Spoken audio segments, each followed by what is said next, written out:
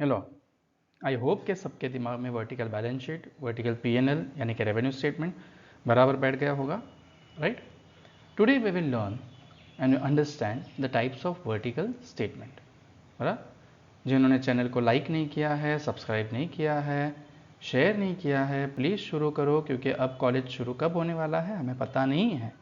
Late majority of the students be benefited, so subscribe the channel and share the channel. Okay, the very first pattern or the very first type of vertical statement is trend. Simple वाला तो हम लोग सीखेंगे, बराबर, लेकिन उसमें अलग अलग टाइप कौन से हैं? तो पहला trend analysis. Trend as the name indicates, trend यानी सर अभी ट्रेंड चल रहा है, मतलब क्या? अभी आप लोग धोती कुर्ता पहन रहे हो क्या? नहीं। साड़ी पहन रहे हो क्या? नहीं। पंजाबी ड्रेस पहन रहे हो ज़्यादा? नहीं। मेजॉरिटी लोग क्या पहनते हैं? जीन्स एंड टी शर्ट, बराबर। और पूछने पे यही बोलते हो सर अभी तो ट्रेंड है ना। यही ट्रेंड यानी क्या? It is a pattern followed over a period of time, बराबर। एक पर्टिकुलर टाइम के लिए कोई पैटर्न जब फॉलो होता है उसको हम लोग क्या बोलते हैं? ट्रेंड, बराबर। उसी तरह बिजनेस में समझो पहले साल में मेरा सेल्स था 10 लाख, दूसरे साल में 12 लाख, तीसरे साल में 14 लाख, चौथे साल में 16 लाख, तो पांचवें साल में कितना होगा? 18 लाख, बराबर। क्यों? Okay, very good. हर साल 2-2 लाख से बढ़ रहा है, बराबर। तो क्या 10 साल अब इसी तरह से मैं 10 साल बाद का सेल्स ढूंढ पाऊंगा? Obviously, correct. So it helps to make the long term planning and decision making of the business. अब आप लोग लॉन्ग टर्म प्लानिंग कर पाओगे तो सीधी बात है उसी बेस पे हम लोग अलग अलग डिसीजन ले पाएंगे।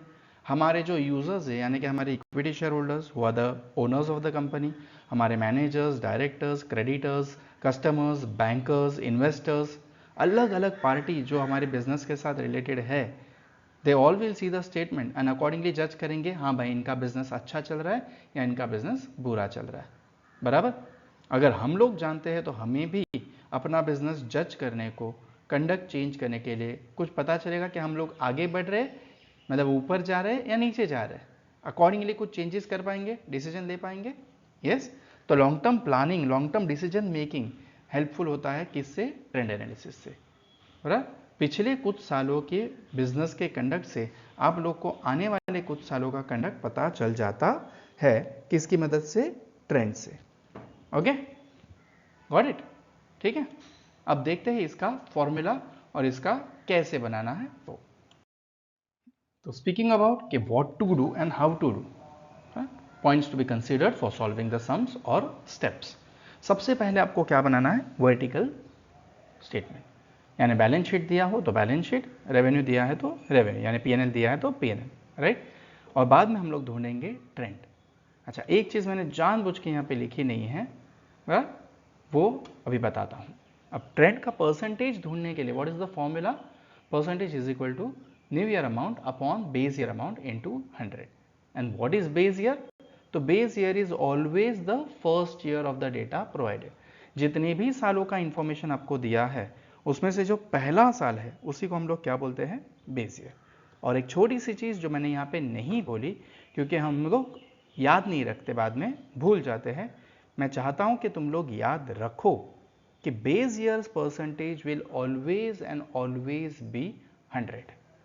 ओके सर, हम लोग को यही पता नहीं चलता कि नंबर ऑफ कॉलम कैसे ड्रॉ करें। ठीक है, एक पर्टिकुलर कॉलम रहेगा कंपलसरी, और जितने भी आपके साल है, मतलब समझो 3 साल का इंफॉर्मेशन दिया है तो हम लोग अमाउंट और परसेंटेज के कॉलम 3-3 यानी कितना बनाएंगे? 6, और एक पर्टिकुलर्स तो कितना हो जाएगा? 7। अगर 4 साल का इंफॉर्मेशन है तो 4 2 ज़ा 8 प्लस 1 पर्टिकुलर्स का 9। अगर 3 साल का है, 2 साल का है, जो भी है, बराबर। तो just number of columns is equal to number of years into 2 plus 1। Done. The second is comparative. Compare करना मतलब सर तुलना करने, पर किसी के साथ तुलना करना। तो कंपैरिजन आप खुद से करते हो या कोई दूसरे के साथ करते हो? दूसरे के साथ, यानी मिनिमम कितने फैक्टर्स चाहिए? 2, right. So as the name indicate this statement is shown is और shows the comparison between 2 factors. अब 2 फैक्टर्स यानी क्या? पिछले साल मेरा सेल्स था 15 लाख, इस साल मेरा सेल्स हुआ 20 लाख, तो सेल्स बढ़ा या कम हुआ? बढ़ा। अच्छी बात है या बुरी बात है? अच्छी बात है। पिछले साल मेरा कॉस्ट ऑफ प्रोडक्शन था 12 लाख, इस साल वो हुआ 17 लाख, तो कॉस्ट ऑफ प्रोडक्शन बढ़ा या कम हुआ? बढ़ा। अगर कॉस्ट बढ़ रहा है, 5 लाख से सेल्स बढ़ा, 5 लाख से कॉस्ट ऑफ प्रोडक्शन बढ़ गया, अच्छी बात हुई बुरी बात हुई? बुरी बात हुई, बराबर है। खर्चा अगर कम हो तो प्रॉफिट ज्यादा होगा ना, right? That means data will be provided for 2 years और अब से पिछले साल के कंपेयर में इस साल क्या किया वही कंपेयर करने वाले हो। So it is the analysis which is helpful for short term planning of the business, बराबर। और छोटे मोटे, अच्छा ये क्यों हुआ भाई, कॉस्ट ऑफ प्रोडक्शन क्यों नहीं बढ़ा, अपना क्यों नहीं कम हुआ, चलो देखते हैं। अपना रॉ मटेरियल अलग जगह से आ रहा है क्या, अपना कुछ झोल झपाटा है क्या, कुछ लोचा हो रहा है क्या, ये सब एनालाइज करोगे, बराबर, तो स्ट्रैटेजिक डिसीजन आप चेंज कर पाओगे। नहीं अभी इधर से माल नहीं लाना है, माल इधर से लाएंगे। अच्छा बनाते वक्त हम लोग ऐसा बनाएंगे ताकि प्रोडक्शन ज़्यादा हो तो सेल्स ज़्यादा हो तो प्रॉफिट बढ़ जाए। तो समथिंग स्ट्रैटेजिक या ऑपरेशन डिसीजन आप लोग चेंज कर पाओगे, right? It shows the increase or decrease in the amount, that is the conduct of the business as compared to the last year. Last year यानी कि first year, उसको मैंने क्या नाम दिया है, base year. ओके, आगे बढ़ते हैं अभी और देखते हैं कि इसको सॉल्व कैसे करना है। रहा सवाल कंपैरेटिव स्टेटमेंट को सॉल्व करने के लिए, तो बस ये छोटे छोटे 2-3 पॉइंट्स याद रखने हैं। सबसे पहले तो as usual by default we have to prepare the vertical statement, either balance sheet or P&L, whatever they have asked you to prepare, you have to do it, right? Then find the increase or decrease in amount, कि बढ़ा है या कम हुआ है, अगले column में हम लोग वो ले लेंगे। यानी पता चल रहा है कि 2 साल का अपना अमाउंट आएगा, पहला साल दूसरा साल, तीसरा कॉलम बनेगा इंक्रीज या डिक्रीज का, और चौथा कॉलम बनेगा फाइंड द इंक्रीज और डिक्रीज परसेंटेज का। ओके, और परसेंटेज कैसे ढूंढना है, इंक्रीज और decrease amount upon base year amount into 100, ठीक है। और बेस ईयर मैंने पहले भी कहा कि पहला साल, राइट। तो नंबर ऑफ कॉलम हमारे पास कितने होंगे यहाँ पे, 5, एक पर्टिकुलर्स का और ये जो 4 मैंने बताए वो। Done, okay. The third and the last pattern is common size statement. अब कॉमन साइज क्या बोलता है भाई, दूसरों का मैं गलती देखो, इससे अच्छा खुद का ही देखो ना। कबीर जी का एक दोहा है, मुझे वर्ड टू वर्ड तो याद नहीं है, लेकिन उन्होंने ये कहा है कि बुरा देखन मैं चला तो बुरा ना मिलिया कोई। मैं बुरा ढूंढने चला तो मुझे कोई बुरा नहीं मिला, लेकिन खुद के अंदर झांका तो मुझसे बुरा ना कोई, बराबर। यानी क्या है कि हमें खुद अपने आप को भी कंपेयर करना है कि हम क्या कर रहे हैं।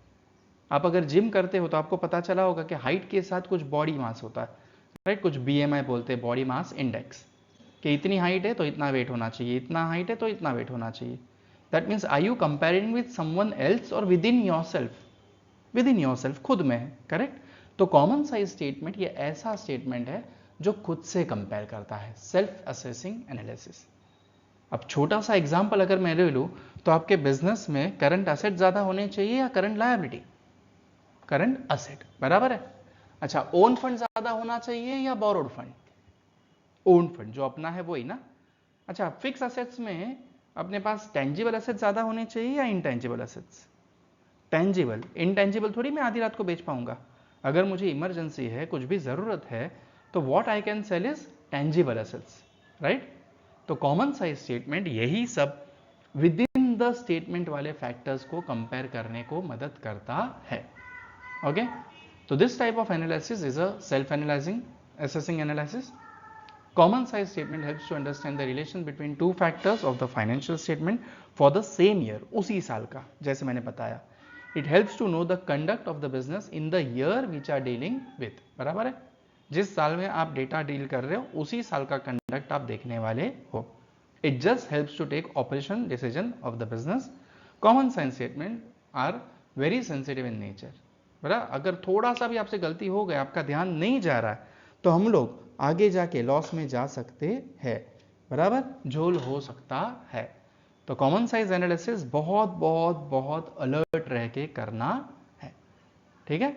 अब देखते हैं कि इसको सॉल्व कैसे करेंगे.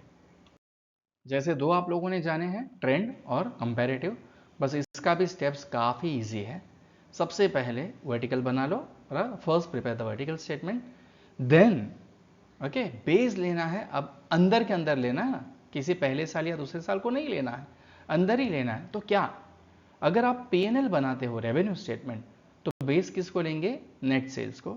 और अगर आप बैलेंस शीट लेते हो तो बेस किसको लेंगे, टोटल सोर्सेस या टोटल एप्लीकेशन को.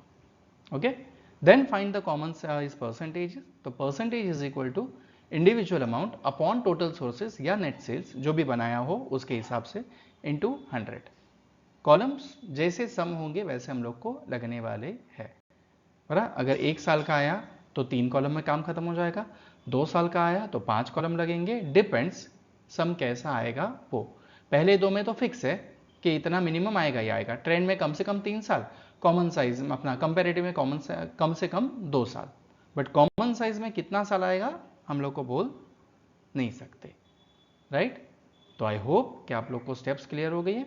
अब जब मैं सम्स डालूंगा इसके तो आप लोग को ज़्यादा क्लियर हो जाएगा, ओके। सो बाय देन ये फॉर्मूलाज बाय हार्ट करके रखना, चैनल को सब्सक्राइब करना, शेयर करना, वीडियोस को लाइक करना, और हाँ बिना भूले कमेंट भी करना, सो दैट मुझे पता चले कि मेरा जो फर्स्ट टाइम अनएडिटेड ट्रायल अपना जो है वो अच्छा जा रहा है या बुरा जा रहा है, ओके।